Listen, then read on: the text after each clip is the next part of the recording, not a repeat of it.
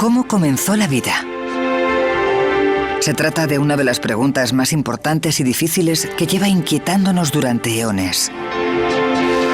Durante años, los científicos han estado investigando esta intrigante incógnita, intentando averiguar cómo la materia inerte pudo haberse combinado para dar lugar a la vida. Es una búsqueda que lleva a los científicos a buscar pistas en todos los confines de la Tierra e incluso en el espacio exterior.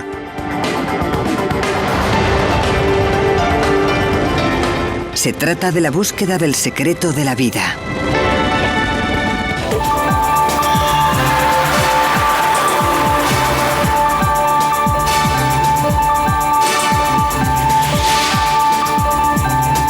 Ciencia al desnudo.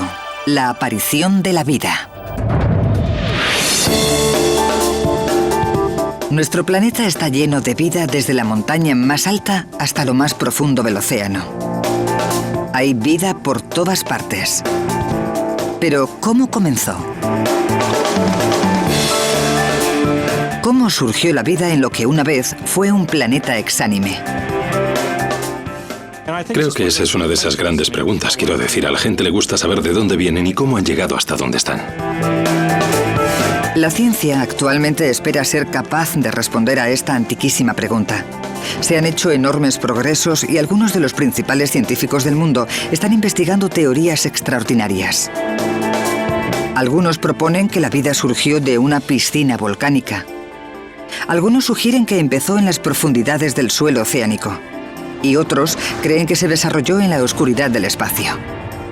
Es el momento de trabajar intensamente en este campo del origen de la vida, porque ahora tenemos la seguridad de que hay maneras científicas de tratar el problema, pero que todavía quedan muchas preguntas sin responder. Queremos saber qué hay en nuestro planeta, queremos saber qué hay allí fuera en el universo. No podemos remediar el sentirnos fascinados por ello. Un primer paso para entender cómo empezó la vida es intentar averiguar dónde comenzó. Durante generaciones se asumió que la vida comenzó en la Tierra. Después, en el año 1903, el químico sueco Svander Arrhenius sugirió una disparatada idea: la panspermia. Su teoría consiste en que la vida se creó en el espacio o en otro planeta y que las semillas de la vida se dispersaron por nuevos mundos.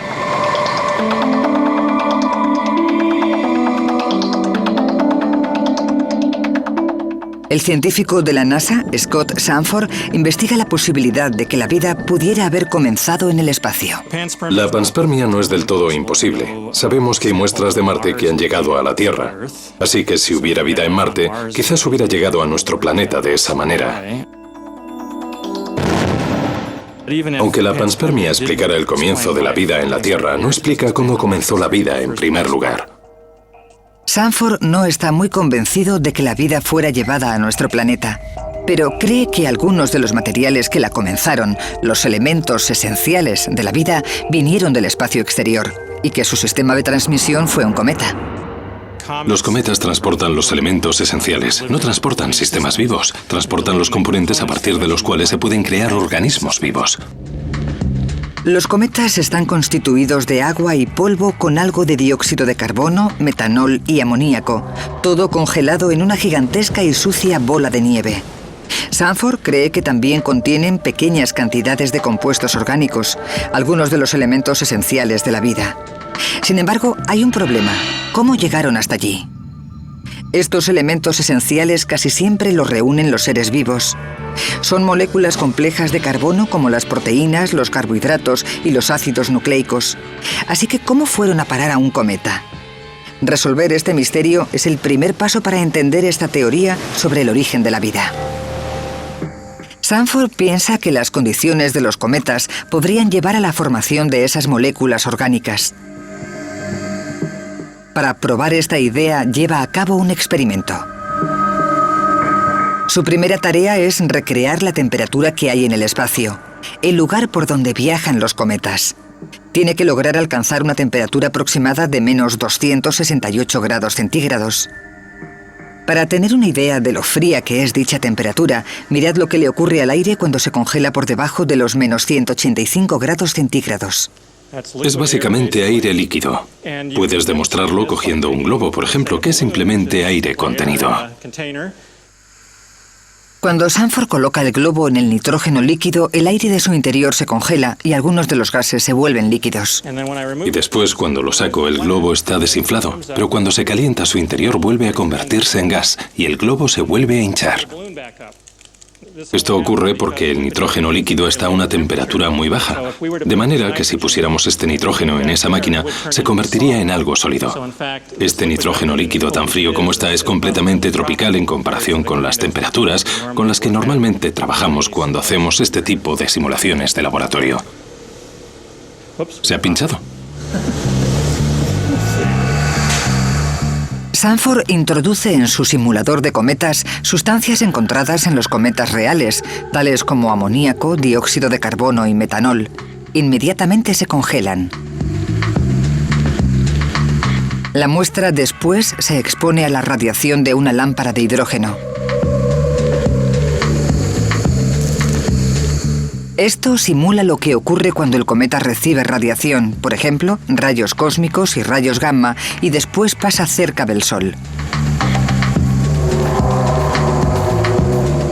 La radiación y el calor pueden transformar simples moléculas en una serie de compuestos orgánicos que pueden ser desde proteínas hasta aminoácidos.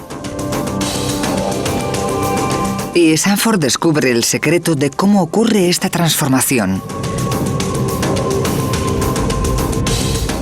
Algunos cometas pasan alrededor del Sol formando órbitas elípticas.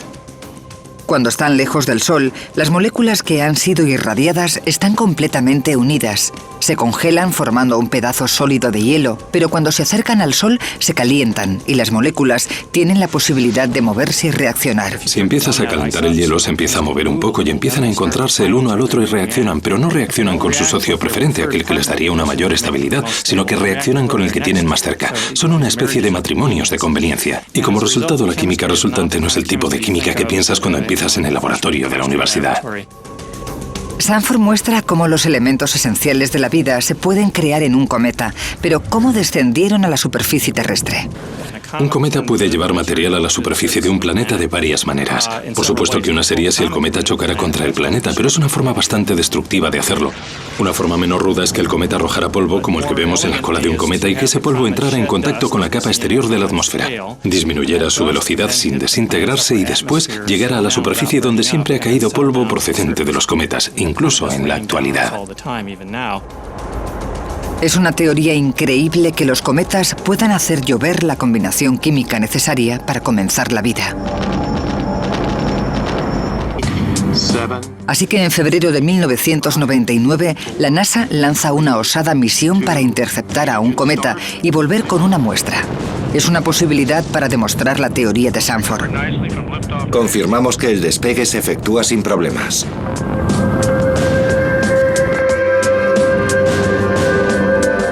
Tras 5 años de vuelo, la sonda, llamada en clave Stardust, alcanza su objetivo, un cometa conocido como Bill 2.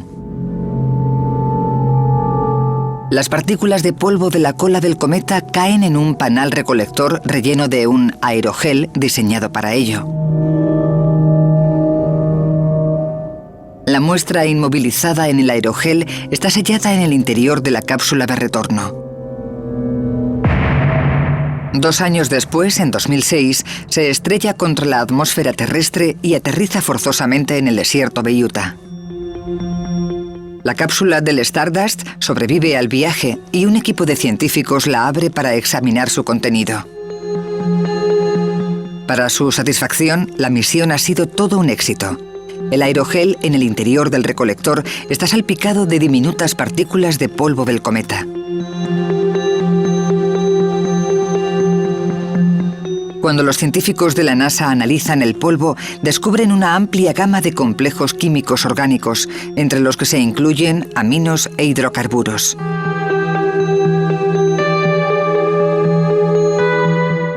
Esto confirma la teoría de Sanford de que los cometas contienen los elementos esenciales de la vida. Cuando quieres crear vida en un planeta, no tienes necesariamente que empezar de cero en ese planeta, porque desde el espacio exterior pueden llegar a él los compuestos que pueden desempeñar un importante papel para que todo marche. Es increíble pensar que la vida pudo haber comenzado utilizando elementos esenciales orgánicos procedentes del espacio. Pero un científico británico piensa que la vida se creó a bordo de un cometa. ¿Significa eso que todos descendemos de una forma de vida alienígena? La búsqueda para averiguar cómo y dónde comenzó la vida ha intrigado a los científicos durante generaciones.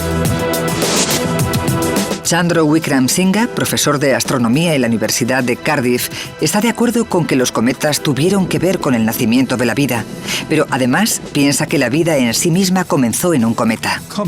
Los cometas son el mejor lugar en el que se puede crear vida.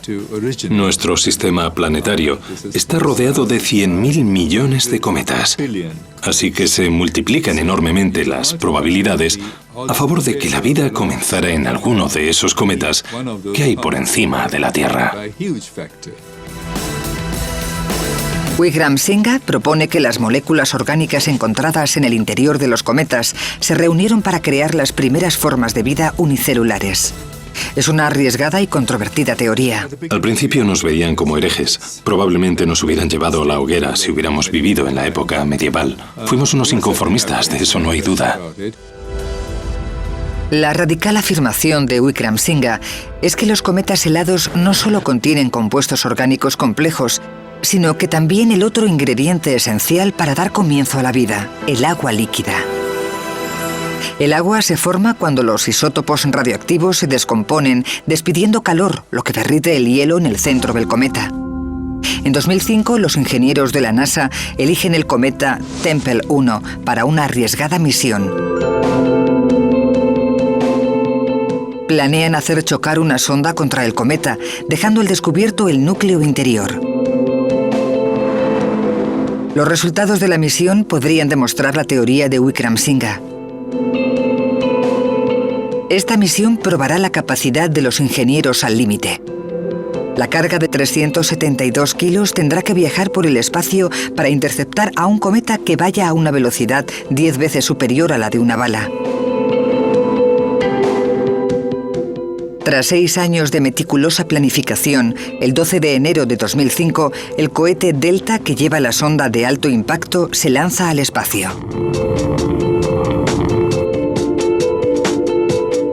Tras un viaje de unos 432.000 kilómetros, el objeto que tiene que impactar, con un tamaño similar al de un pupitre, se separa de la nave madre y se precipita hacia el cometa. Impacta directamente contra él.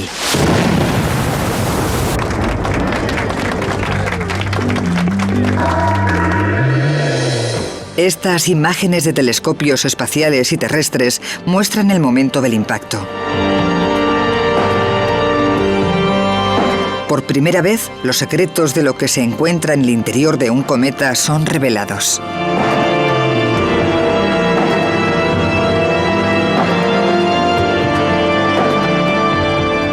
Desde una posición elevada en el espacio, el telescopio espacial infrarrojo Spitzer analiza las señales únicas emitidas por los compuestos de polvo de cometa recogidos.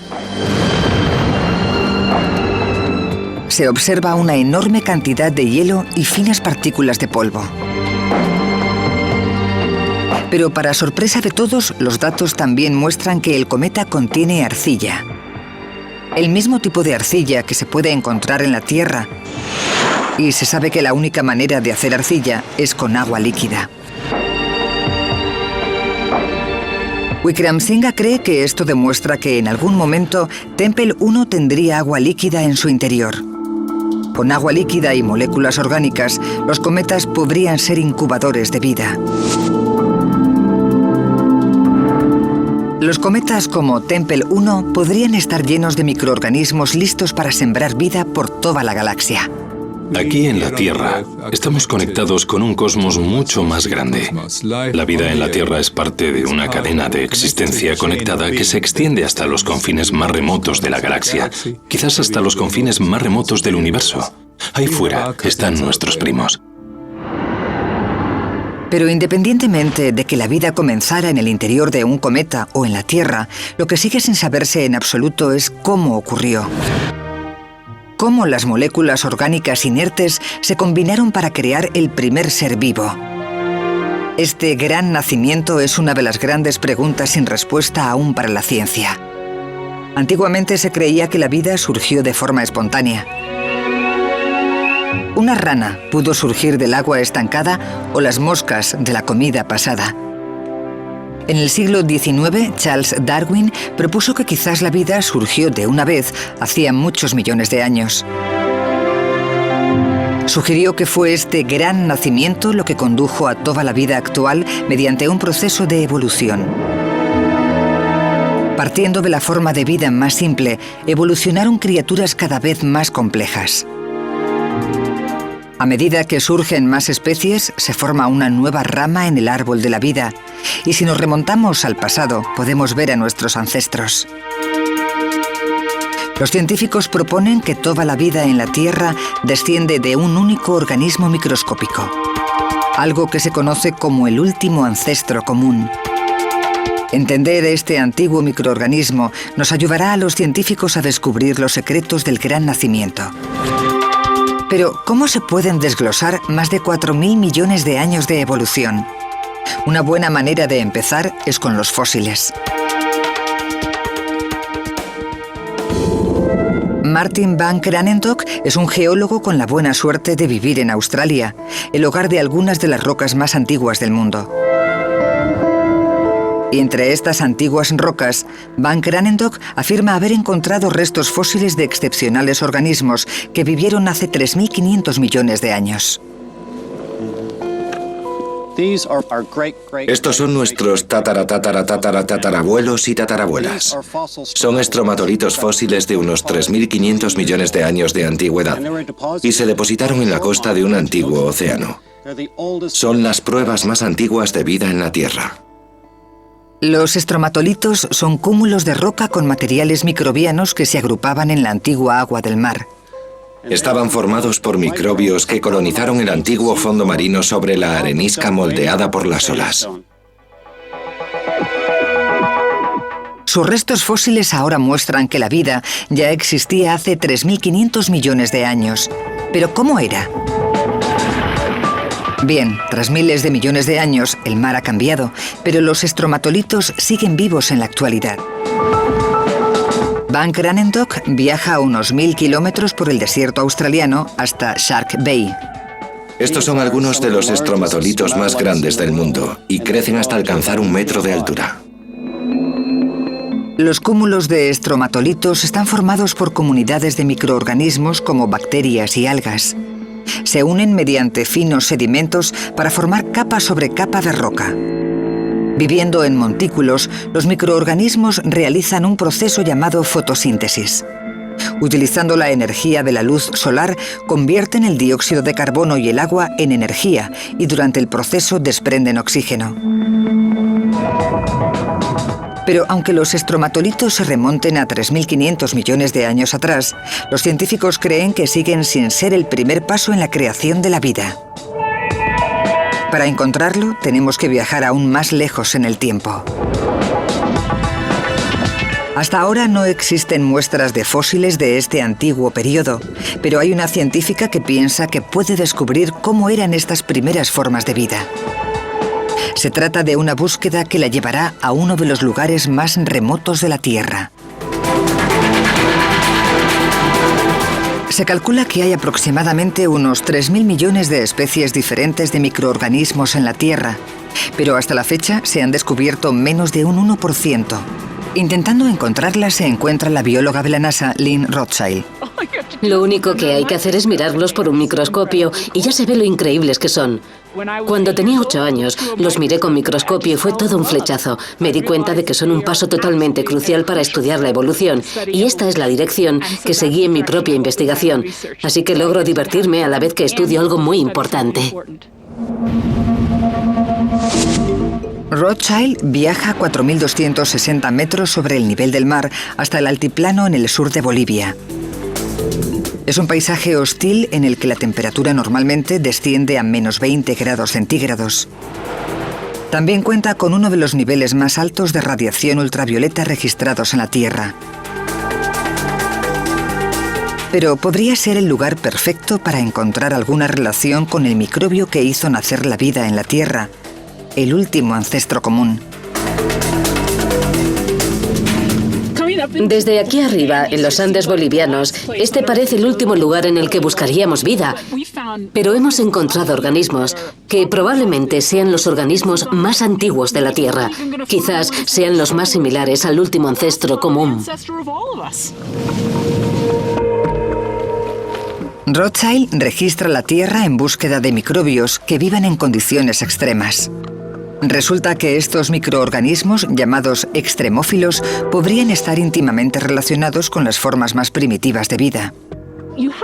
Hay que ir a lugares extraordinarios para encontrar ecosistemas que sean solo microbianos. Espero que esos organismos demuestren ser muy antiguos, en otras palabras, que estén mucho más cerca de nuestro último ancestro común de lo que estamos tú o yo. La próxima parada para Rothschild es un paisaje de barro hirviendo. El vapor caliente, calentado por superficiales cuerpos de magma, sale disparado del suelo.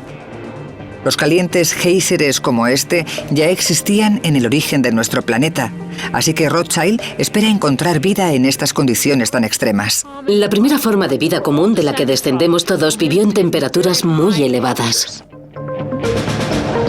Rothschild trabaja meticulosamente anotando la temperatura y la posición exacta de cada muestra que toma. Un gran reto para los científicos al intentar entender cómo comenzó la vida es que incluso los microorganismos más básicos vivos en la actualidad siguen siendo increíblemente complejos. Cuando la observamos con microscopio, la intrincada complejidad de una célula resulta clara. Desde su capacidad para reproducirse hasta la forma en la que transforma la energía, cada proceso en la célula se lleva a cabo mediante una extraordinaria interacción de moléculas orgánicas complejas. Pero los antiguos microorganismos que Rothschild está investigando en Bolivia podrían darnos pistas sobre la naturaleza de los primeros organismos. A medida que el sol se esconde en el horizonte, la temperatura desciende en picado.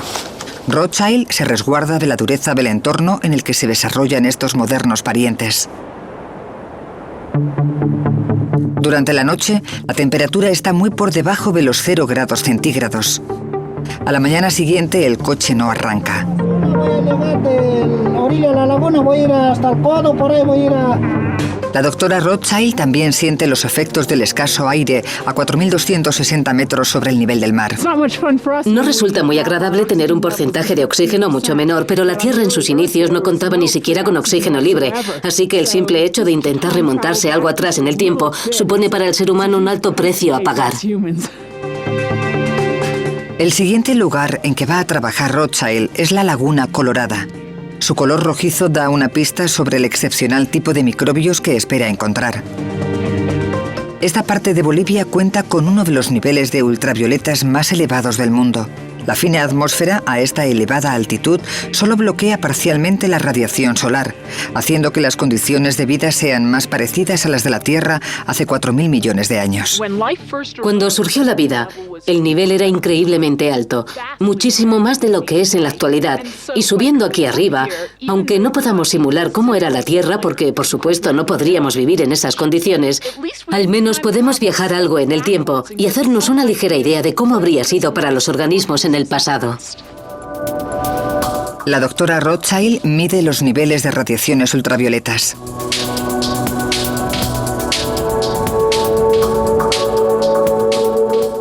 Estos resultados son increíbles. Estamos en pleno invierno y ya contamos con altos índices de radiaciones ultravioletas. Y estoy segura de que a mediodía van a ser aún más elevados. Es totalmente increíble.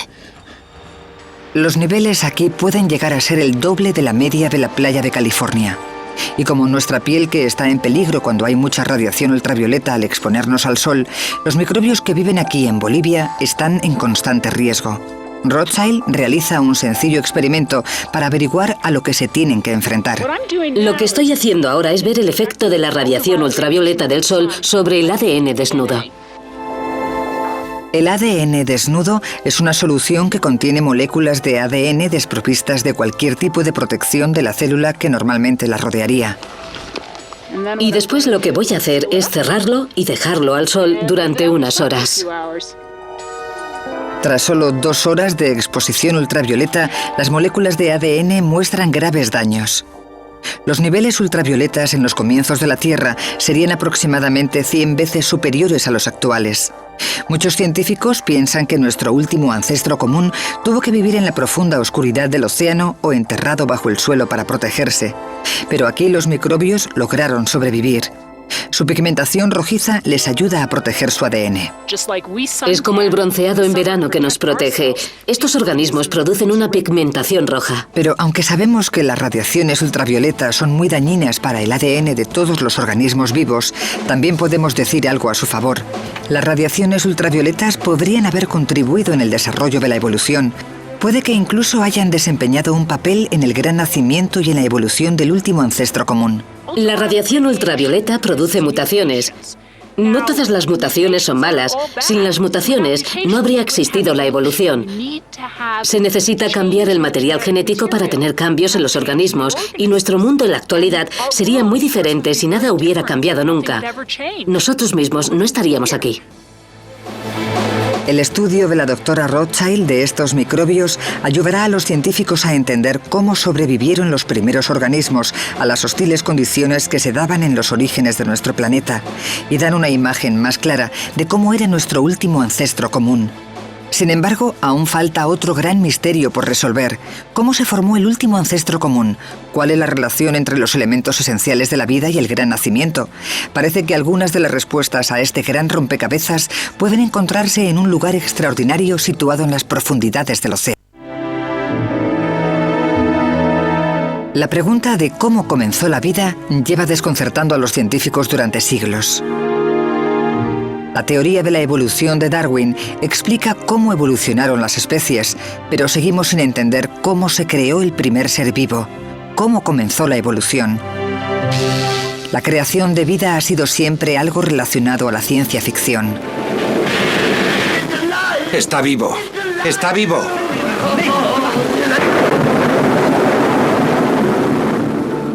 Más tarde, en 1953, un arriesgado experimento dio comienzo a las modernas investigaciones científicas sobre el origen de la vida. Stanley Miller intenta recrear las condiciones de la Tierra primitiva cuando los científicos piensan que comenzó la vida. John Chalmers era socio de Miller y ahora trabaja en su laboratorio. Stanley fue el primero en tener un programa de investigación centrado en los orígenes de la vida. Esto cambió el planteamiento sobre el origen de la vida, desde la mera especulación hasta un programa de investigación. Desde la época de Darwin se ha aprendido mucho sobre cómo era el planeta hace 4.000 millones de años. Fue una época extraordinariamente violenta. La Tierra se acababa de formar y era constantemente bombardeada por meteoritos, asteroides y cometas. La atmósfera era muy distinta a la que estamos acostumbrados en la actualidad. El experimento de Stanley Miller recrea estas condiciones en el laboratorio.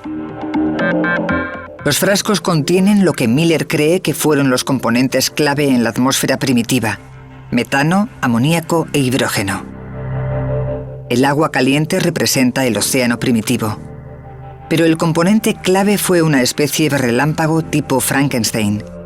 Se trata de una simulación de las tormentas eléctricas que habrían acechado nuestro joven planeta.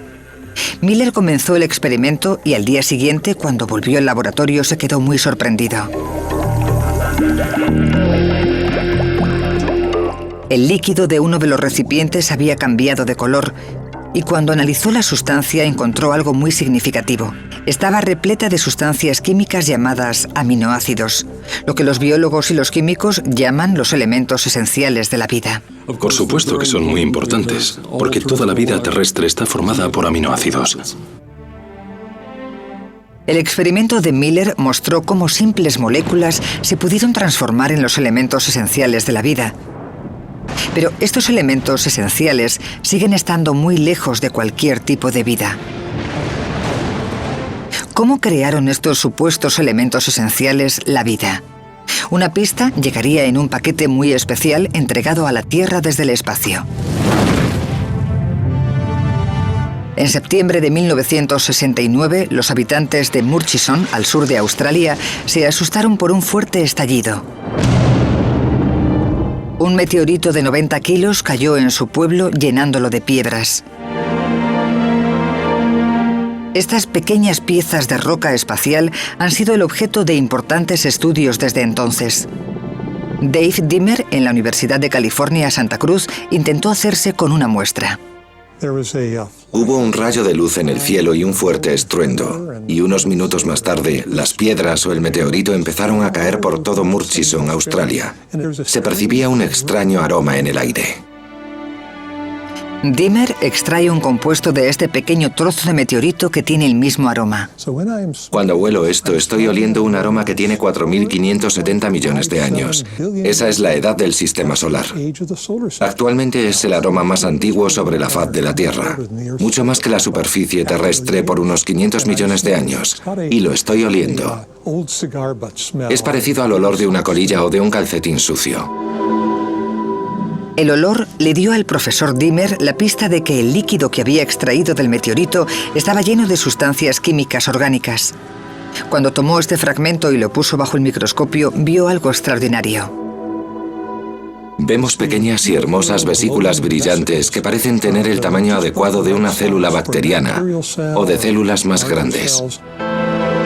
El extracto del meteorito contenía moléculas que eran capaces de formar diminutas burbujas o vesículas.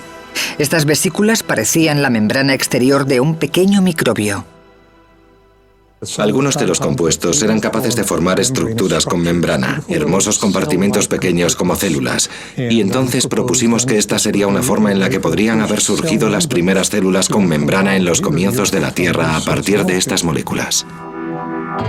Quizás estos compuestos procedentes del espacio fueran los primeros pasos en el camino de la vida. Pero para formar membranas, estas moléculas necesitaban haber estado en agua y en la concentración adecuada.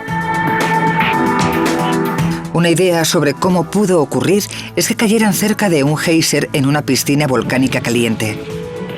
Mientras las gotas de agua se evaporan, las moléculas empiezan a concentrarse cada vez más y forman diminutas vesículas. Quizás estas células unidas con membrana procedentes del espacio fueran los primeros pasos en el camino de la vida. Se trata de la transformación de sustancias químicas inertes en la primera célula viva. Me resulta completamente lógico pensar que este habría sido un proceso común en la formación de los compartimentos y que habría sido el primer paso hacia la vida celular. Pero una simple membrana con forma de burbuja sigue estando muy lejos de ser algo vivo. Los científicos aún tienen que averiguar cómo todos los complejos componentes que constituyen una célula se reunieron para crear el gran nacimiento. En esta ocasión, la respuesta procede de un mundo perdido que no ha sido descubierto durante casi 4.000 millones de años. En 1977, un equipo del Instituto Oceanográfico Woods Hole estaba buscando señales de actividad volcánica en el fondo marino, a unos 2.438 metros bajo la superficie del océano.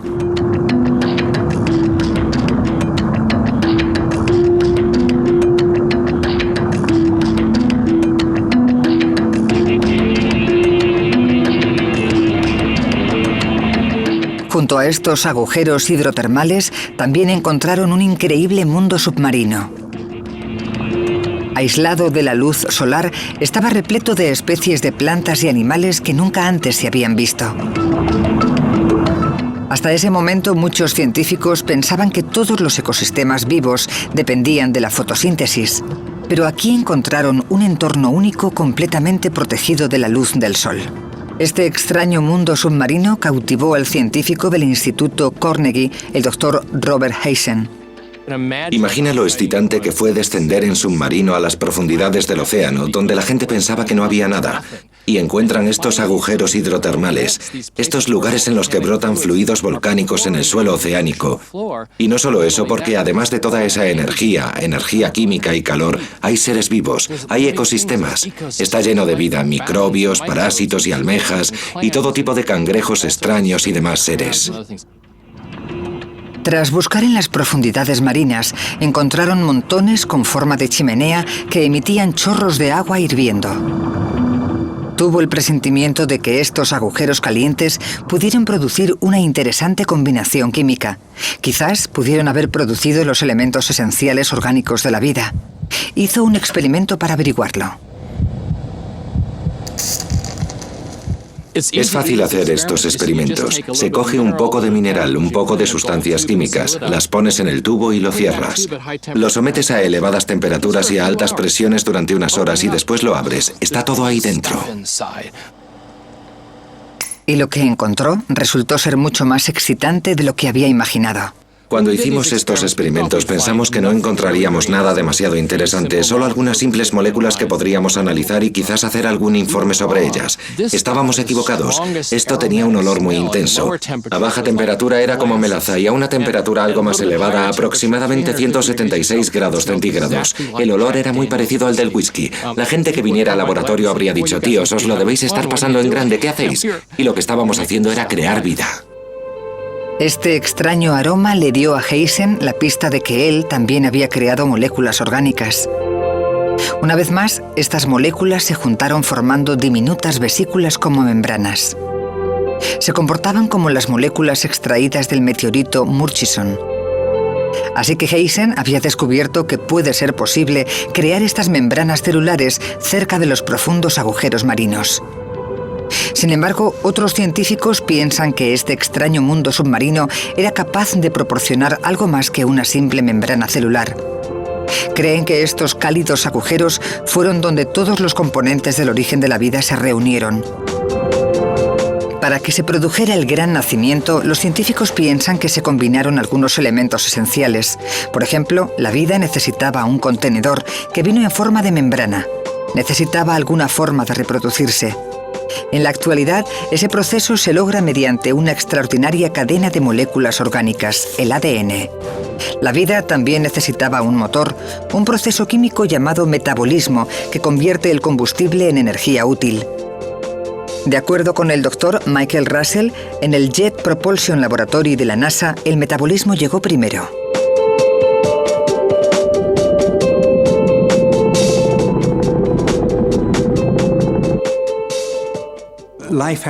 La vida tiene un trabajo que hacer. Lo explicaría de la siguiente manera. Puedes tener un coche moderno con un motor y un ordenador en el interior. Si al coche le quitas el ordenador, sigue funcionando, pero si le quitas el motor y dejas el ordenador, no lo hará. El ordenador es una especie de regulador, pero el motor es lo verdaderamente importante. Así que por eso pensamos que tuvo que existir un motor primero. Y ese motor es el metabolismo. Actualmente, el motor del metabolismo que hace funcionar a todo ser vivo es una reacción química extremadamente compleja. Pero Russell piensa que todos tenemos rastros de la primera y la más sencilla reacción metabólica oculta en nuestras células, como fósiles vivos que señalan hacia dónde comenzó la vida. Podemos averiguar el tipo de sustancias químicas que había en la Tierra en sus orígenes y ver que aún existen en la actualidad.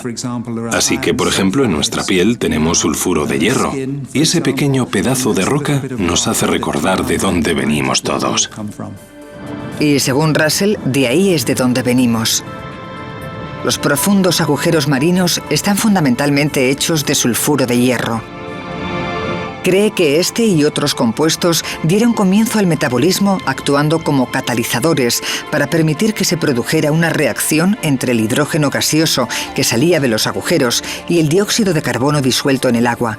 Pero finalmente esta simple reacción evolucionó para convertirse en el complejo motor químico del metabolismo. Y finalmente el metabolismo necesitó el ADN porque necesitaba un regulador, necesitaba un ordenador, pero para empezar solo necesitábamos el motor. En algún momento, los motores del metabolismo adquirieron una carrocería, la membrana. La teoría de Russell nos da una idea de cómo una simple reacción química podría haber llevado a la creación de moléculas orgánicas cada vez más complejas. Y finalmente creó la primera célula viva y el resto de la vida en el planeta. Aún quedan muchas incógnitas, pero poco a poco las pistas sobre el origen de la vida están empezando a revelarse. Ahora un científico afirma que podría ser capaz de reunir todas estas pistas utilizando las últimas técnicas de laboratorio. Espera dar comienzo a la vida desde cero, algo que no ha ocurrido en nuestro planeta desde hace 4.000 millones de años.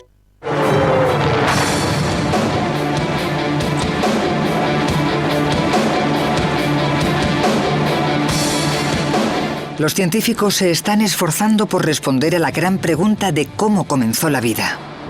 Es una búsqueda que les ha llevado a los confines más remotos del planeta y hasta el fondo del funcionamiento celular. Sin embargo, mientras que un equipo de investigadores se centra en lo que ocurrió hace 4.000 millones de años, otro equipo de científicos lo hace en el futuro. Aproximadamente 4.000 millones de años después de que la naturaleza creara la vida, los científicos son capaces de rediseñarla en la actualidad. La clave de este increíble poder reside en su interpretación de una extraordinaria cadena de moléculas, el ADN. El ADN está formado por 4 moléculas base sencillas: adenina, guanina, citosina y timina. La disposición de las mismas guarda la información necesaria para crear vida. Es esta innovación tecnológica natural lo que se encuentra en el corazón de todo tipo de vida actualmente en la Tierra. Y Tom Knight, un experto informático del Instituto de Tecnología de Massachusetts, quiere reprogramar el ADN para crear nuevas formas de vida. En la actualidad, fundamentalmente existe una tecnología de vida. Y esa tecnología quizás fuera inventada hace miles de millones de años. Y lo único que estamos haciendo es cambiar algunas partes de dicha tecnología. Durante miles de años, la humanidad ha sabido aprovechar la naturaleza, criando ganado y sembrando cultivos. La cría selectiva ha mejorado el rendimiento y ha aumentado la calidad. Pero ahora los bioingenieros quieren dar un paso más. En lugar de simplemente mejorar los diseños originales de la naturaleza, algunos quieren reorganizar la vida, crear la supuesta vida 2.0. Ahora podemos pensar en hacer crecer no solo alimentos. Podemos pensar en hacer crecer cosas como sustratos a nivel nanotecnológico para circuitos electrónicos. Tengo a una estudiante que está viendo la posibilidad de colocar átomos en disposiciones predeterminadas sobre superficies de silicona. Estas nuevas formas de vida podrían ser capaces de crear productos de manera más fácil y barata. Es como cuando te compras un teléfono móvil. Lo que viene en la caja con el teléfono no es solo el móvil, sino información de la marca, que hace más teléfonos móviles. Reorganizar la biología traerá una nueva era de interesantes posibilidades, pero también llena de nuevos riesgos y responsabilidades. Y este es el sorprendente resultado. Cualquier novedad biológica que se produzca y se libere en el medio ambiente podría tener consecuencias impredecibles. Una fábrica de vida con la capacidad de autorreproducirse podría ser imparable. La ciudad está en peligro.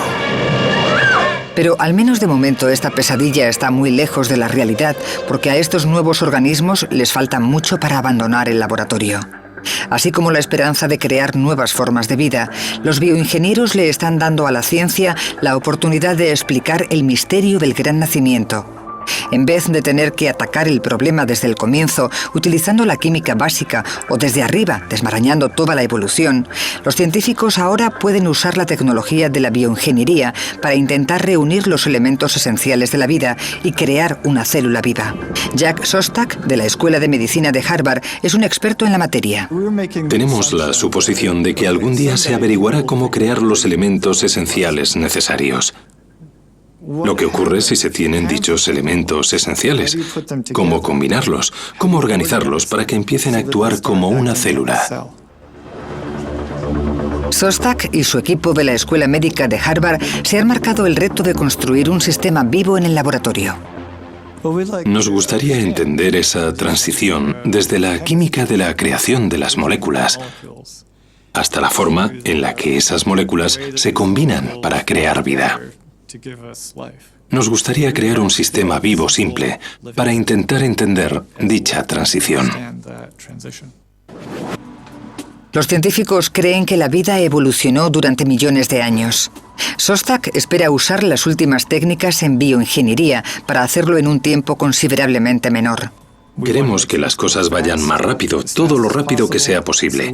Y por eso estamos creando nosotros los elementos esenciales y combinándolos en el entorno adecuado. Nos gustaría que todo ocurriera en la misma escala temporal que hace años, así que tenemos que aumentar la velocidad del proceso, haciendo que sea aproximadamente 100 millones de veces mayor. Szostak espera crear una célula que funcione a partir de simples elementos esenciales. La única manera en la que lo puede hacer es reduciendo una célula a sus componentes más sencillos. Una de las cosas que ha hecho que el origen de la vida resulte tan complicado de descifrar durante décadas es que toda la vida a la que estamos acostumbrados en la actualidad es demasiado complicada. Un gran reto es crear una versión más sencilla de la compleja molécula del ADN. Szostak cree que la respuesta es el ARN. El ARN está también formado por 4 moléculas base, pero en vez de estar dispuestas en una doble hélice, el ARN solo tiene una rama. Si pensamos nuevamente en las primeras células que existieron, se podía guardar la información en el ARN. El ADN no es necesario. El objetivo de Szostak es crear una molécula de ARN que se pueda autoduplicar. Esto, en teoría, finalmente formaría parte de una célula simple capaz de duplicarse por sí misma. Si lo logra, puede que sean capaces de comenzar un proceso evolutivo.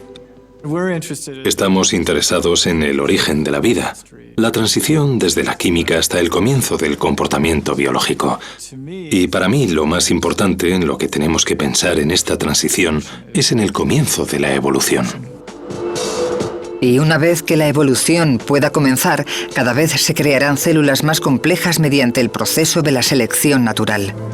Finalmente, Szostak espera ser capaz de hacer evolucionar un sistema biológico sencillo que se pueda mantener y reproducir por sí mismo.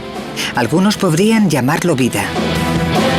El trabajo de Szostak podría algún día llegar a conectar los puntos sueltos entre los elementos esenciales de la vida y el último ancestro común, y demostrar cómo las sustancias químicas inertes se pueden combinar para crear vida. Si lo consigue, será el momento cumbre de más de un siglo de investigaciones llevadas a cabo por las mejores mentes científicas. Finalmente, podríamos resolver la gran incógnita de cómo comenzó la vida en nuestro planeta.